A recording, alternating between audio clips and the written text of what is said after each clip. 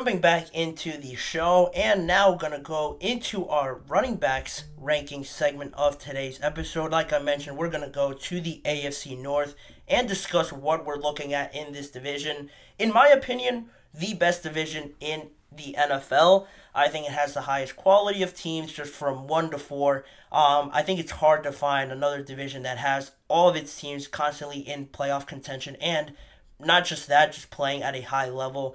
Great quarterback play for the most part, and the running backs are probably the best group out of all the position groups in this division. So we're going to jump straight into it. At number four, we have the Cincinnati Bengals. Why the Cincinnati Bengals?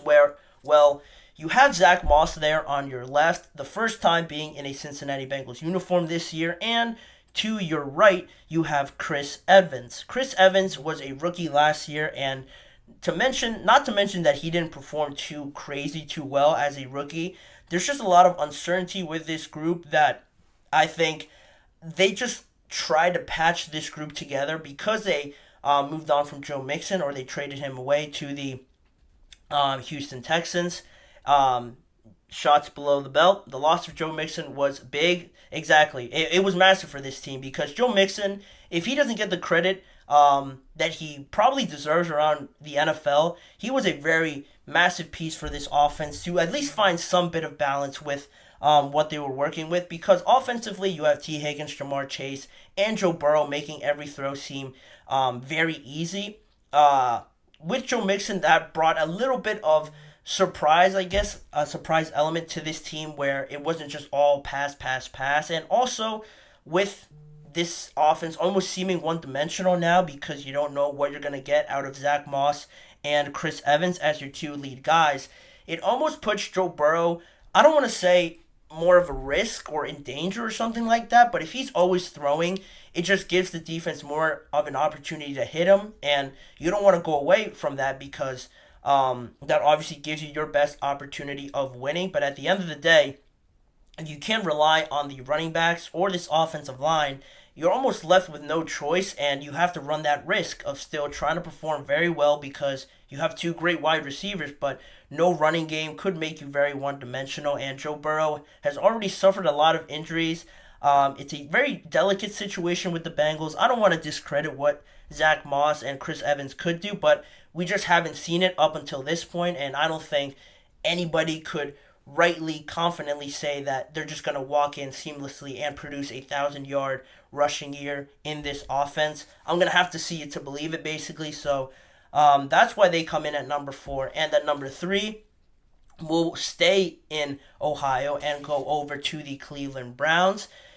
Nick Chubb and Jerome Ford, a very positive surprise and very good find here in Jerome Ford. I'll start with him there on your right. He stepped up very nicely for Nick Chubb when he went down just 2 games into the season. He finished with 813 yards, 4 touchdowns, and also tacked on 319 receiving yards as well. As a team, last year, you could pretty much say just Jerome Ford leading this backfield. As a team, the Cleveland Browns finished 12th in total rushing yards with just above 2,000, and also in yards per game with 118.6, which isn't bad, but it really just makes you anticipate more the return of Nick Chubb and seeing what this team could be when you have Nick Chubb in there, because he quietly has been one of the best running backs since the time he got drafted. He has had basically a 1,000-yard season in each year in the NFL of his total 6 years, talking about Nick Chubb. And if it wasn't for some of these injuries that he has suffered, and if he had stayed healthy this past year, he was well on his way for another 1,000-yard season. I would like to see more in the receiving game from this backfield, but just basically running it and just grinding other teams down. I think they do it a lot better than a lot of teams in the NFL, and they also have the depth behind these two guys with Dante Foreman, Naheem Hines, also a solid group there of 4 with these two guys really leading the backfield. I think they could expect big things from them. Their offensive line is very good. And also, not to continue to talk about Deshaun Watson, but you don't really know too much of what you're going to expect from him. So relying on 2 very good runners in 2024, I think, is the way to go for the Cleveland Browns and the path to success for them as well. But they're not number two, and they're not number two because the Pittsburgh Steelers have two great running backs as well, but they add a different dimension with that man you see there in the middle of your screen. That would be Justin Fields. And before I touch on Justin Fields, I want to mention that the Steelers finished right there, very close to the Cleveland Browns as a group there, rushing the ball. They finished 13th in both rushing yards, total rushing yards, also just above 2,000, and 13th also in yards per game at about 118, similar to the Browns or exactly as the Cleveland Browns. And pound for pound, running back for running back, Nick Chubb compared to Najee Harris, and then you have Jerome Ford compared to Jaylen Warren. Very similar in terms of yards. Najee Harris, starting with him, he has had also a 1,000-yard season in about every year in the NFL. Hasn't been in the NFL as long as Nick Chubb, but is on that same trajectory to average 1,000 yards in each year he has been in the NFL. You have that, and he also had, or both of them had 7 touchdowns each in the first 2 years. Oh, this being just Najee Harris, 7 touchdowns in each of his first 2 years, and 8 touchdowns last year as well.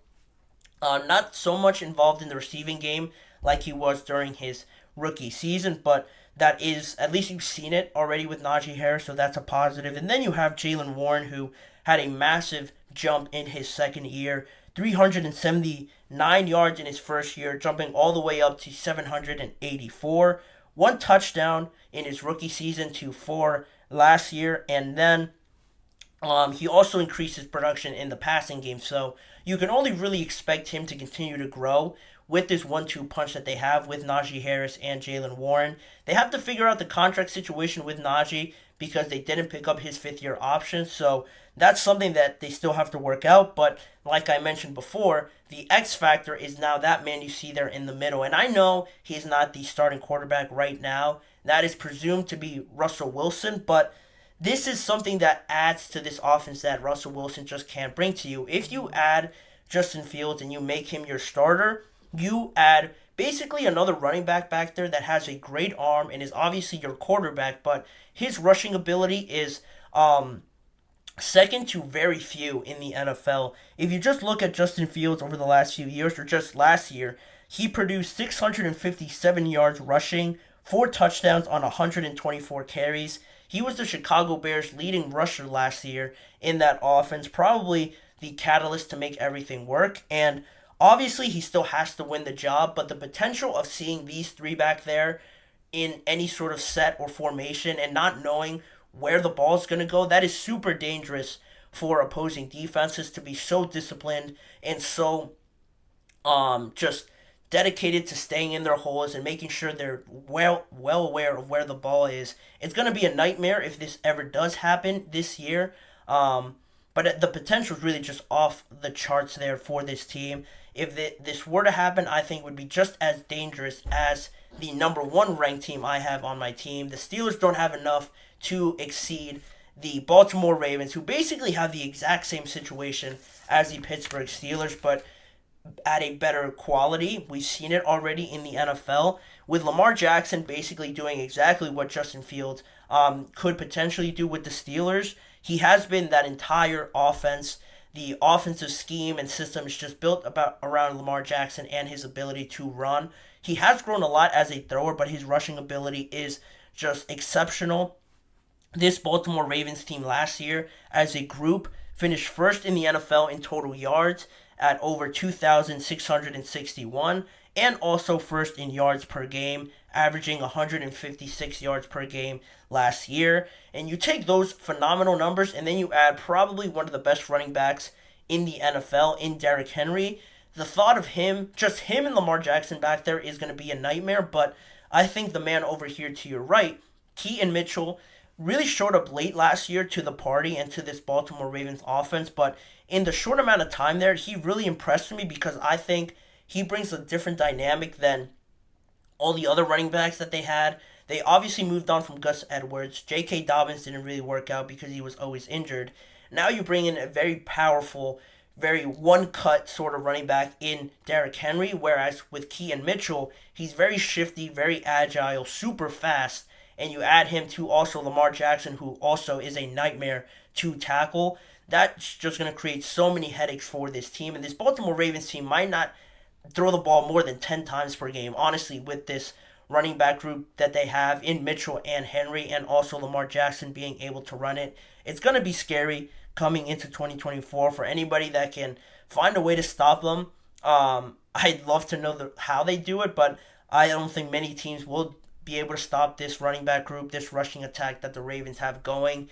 And it's exciting if you're a Baltimore Ravens fan. I unfortunately am not, so I'm not going to be looking forward to those games. But all in all, the Ravens do top my list on the running back rankings for the AFC North.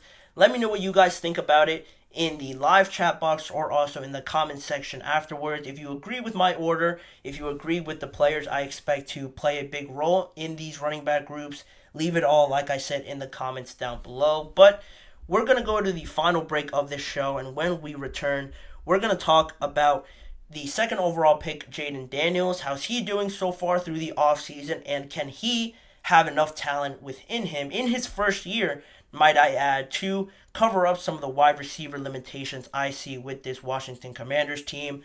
I'll talk about that more in just a few seconds. Don't go anywhere.